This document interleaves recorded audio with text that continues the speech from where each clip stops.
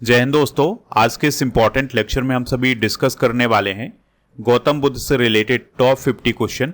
ये क्वेश्चन आपके एग्जाम के लिए काफ़ी यूजफुल हैं, तो आप इसे लास्ट तक जरूर देखिएगा। लास्ट में आपसे क्वेश्चन पूछा जाएगा जिसका आंसर कमेंट बॉक्स में बताना है। आप स्टडी करके ऐप को इंस्टॉल कर लें, वहाँ पर आपको डेली करंट अफेयर्स का टेस्ट मिलेगा, तो टेस्ट आप जरूर दीजिएगा। ये टेस्ट आपके लिए काफ़ी यूजफुल है। तो चलिए दोस्तों, इस लेक्चर की शुरुआत करते हैं। देखते हैं पहला क्वेश्चन क्या है। पहला क्वेश्चन है, बौद्ध धर्म के संस्थापक कौन है? तो बौद्ध धर्म के संस्थापक हैं गौतम बुद्ध। ठीक है, तो गौतम बुद्ध जो हैं वो बौद्ध धर्म के संस्थापक है। कई बार एग्जाम में पूछा गया क्वेश्चन है। गौतम बुद्ध का जन्म कब हुआ था? ये भी काफी इंपॉर्टेंट क्वेश्चन है। आंसर हो जाएगा 563 ईसा पूर्व में। तो गौतम बुद्ध का जन्म 563 ईसा पूर्व में हुआ था। गौतम बुद्ध का जन्म स्थान क्या है, या उनके जन्म स्थान का नाम क्या है? तो कपिल वस्तु के लुम्बिनी नामक स्थान में गौतम बुद्ध का जन्म हुआ था। किसे लाइट ऑफ एशिया के नाम से जाना जाता है? इसमें आप स्टार कर लीजिएगा, ये क्वेश्चन पूछा जा सकता है। लाइट ऑफ एशिया किसे कहा जाता है? महात्मा बुद्ध या गौतम बुद्ध को। दोस्तों, गौतम बुद्ध के बचपन का नाम क्या था? तो उनके बचपन का नाम था सिद्धार्थ। अगला क्वेश्चन है, गौतम बुद्ध के पिता का नाम क्या था? तो उनके पिता का नाम था शुद्धोधन। ठीक है। गौतम बुद्ध की माँ का क्या नाम था? तो उनकी माँ कौन थी? माया देवी। महात्मा बुद्ध की सौतेली माँ का क्या नाम था? तो उनकी सौतेली माँ का नाम था प्रजापति गौतमी। गौतम बुद्ध की पत्नी का क्या नाम था? तो दोस्तों, उनकी पत्नी का नाम था यशोधरा। काफी इंपॉर्टेंट क्वेश्चन है ये। गौतम बुद्ध के पुत्र का क्या नाम था? तो उनके पुत्र का नाम था राहुल। गौतम बुद्ध के सारथी का नाम क्या था? तो उनके सारथी का नाम था चन्ना। गौतम बुद्ध कितने वर्ष की अवस्था में गृह त्याग कर सत्य की खोज के लिए निकल पड़े थे? आंसर हो जाएगा 29 वर्ष। तो दोस्तों, 29 वर्ष की आयु में गौतम बुद्ध ने अपना गृह त्याग कर दिया था और वो सत्य की खोज के लिए निकल पड़े थे। ये उम्र कई बार एग्जाम में पूछी गई है, तो इसको आप नोट कर लीजिएगा। सिद्धार्थ के गृह त्याग की घटना को बौद्ध धर्म में क्या कहा जाता है? यानी गौतम बुद्ध ने जब अपना गृह त्याग किया था तो उस घटना को क्या कहा जाता है? महाभिनिष्क्रमण। महाभिनिष्क्रमण इस घटना को कहा जाता है। बुद्ध ने अपना प्रथम गुरु किसे बनाया था? तो आलार कलाम जो थे वो बुद्ध के प्रथम गुरु थे। बुद्ध ने अपने प्रथम गुरु से कौन सी शिक्षा प्राप्त की थी? तो उन्होंने सांख्य दर्शन की शिक्षा प्राप्त की थी। गौतम बुद्ध के दूसरे गुरु का क्या नाम था? तो उनके दूसरे गुरु थे रुद्रक। तो ये सारे इंपॉर्टेंट पॉइंट आप नोट करते जाएं। अगला क्वेश्चन है, उरुबेला में कितने ब्राह्मण बुद्ध के शिष्य बने थे? तो 5 ब्राह्मण गौतम बुद्ध के शिष्य बने थे उरुबेला में। बुद्ध के 5 शिष्यों के नाम क्या थे? तो इनके नाम थे कौंडिन्य, वप्पा, भादिया, अस्सागी और महानामा। तो ये 5 शिष्य बने थे उनके उरुबेला में। 35 वर्ष की आयु में बिना अन्न जल ग्रहण किए आधुनिक बोधगया में निरंजना यानी फल्गु नदी के तट पर पीपल के वृक्ष के नीचे कितने वर्ष की कठिन तपस्या के बाद बुद्ध को ज्ञान की प्राप्ति हुई थी? तो उन्हें 6 वर्ष की कठिन तपस्या के बाद ज्ञान की प्राप्ति हुई थी फल्गु नदी के किनारे। ये पूछा जाता है आपसे कि उन्हें ज्ञान की प्राप्ति किस नदी के किनारे प्राप्त हुई थी? फल्गु नदी के किनारे। इसे निरंजना नदी भी बोला जाता है। अगला क्वेश्चन है, ज्ञान प्राप्ति के बाद सिद्धार्थ को क्या कहा गया? तो ज्ञान प्राप्ति के बाद सिद्धार्थ को गौतम बुद्ध और तथागत कहा गया। सिद्धार्थ का गोत्र क्या था, यानी कि वो किस गोत्र से थे? तो दोस्तों, वह गौतम गोत्र से थे। अगला क्वेश्चन है, गौतम बुद्ध को किस रात्रि में ज्ञान की प्राप्ति हुई थी? तो उन्हें वैशाख की जो पूर्णिमा होती है उस दिन उन्हें ज्ञान की प्राप्ति हुई थी। गौतम बुद्ध ने अपना पहला उपदेश कहाँ दिया था? तो उन्होंने वाराणसी के निकट सारनाथ में अपना पहला उपदेश दिया था। उपदेश देने की घटना को क्या कहा जाता है? तो दोस्तों, उनके उपदेश देने की जो घटना थी वो कहलाती है धर्म चक्र प्रवर्तन। अगला क्वेश्चन है, महात्मा बुद्ध ने अपने उपदेश को किस भाषा में दिया था? तो उन्होंने पाली भाषा में दिया था। बौद्ध धर्म के त्रिरत्न कौन कौन है? तो बौद्ध धर्म के त्रिरत्न कई बार एग्जाम में पूछे गए हैं, एसएससी में अक्सर ये क्वेश्चन पूछा जाता है। तो बौद्ध धर्म के त्रिरत्न कौन कौन है? बुद्ध, धम्म और संघ। बौद्ध धर्म में प्रविष्ट को क्या कहा जाता था? तो प्रविष्ट को दोस्तों उपसंपदा कहा जाता था।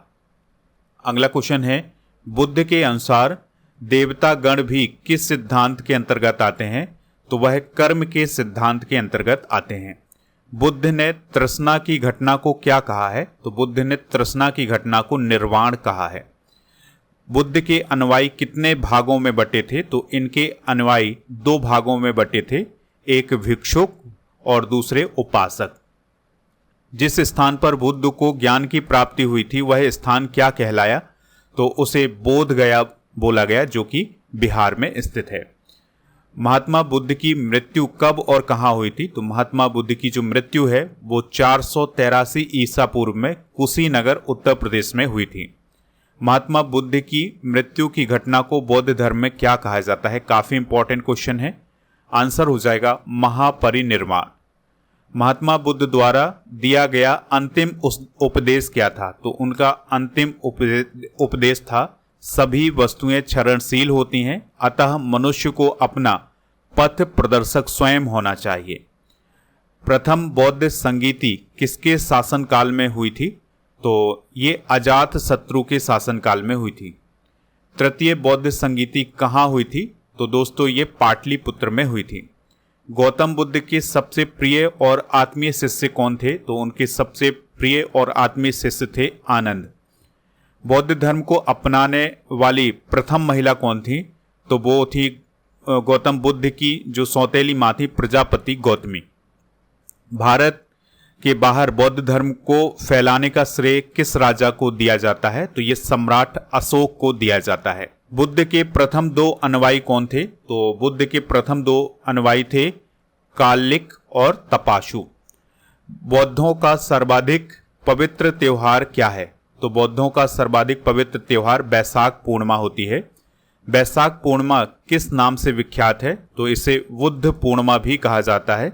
अनीश्वरवाद को मानने वाले कौन कौन धर्म हैं? तो इसमें बौद्ध धर्म और जैन धर्म है। अगला क्वेश्चन है, बुद्ध ने किसकी प्रामाणिकता को स्पष्टता नकार दिया था? तो उन्होंने वेदों की जो प्रामाणिकता थी उसको स्पष्टता नकार दिया था। अगला क्वेश्चन है, सम्राट अशोक को बौद्ध धर्म में किसने दीक्षित किया था?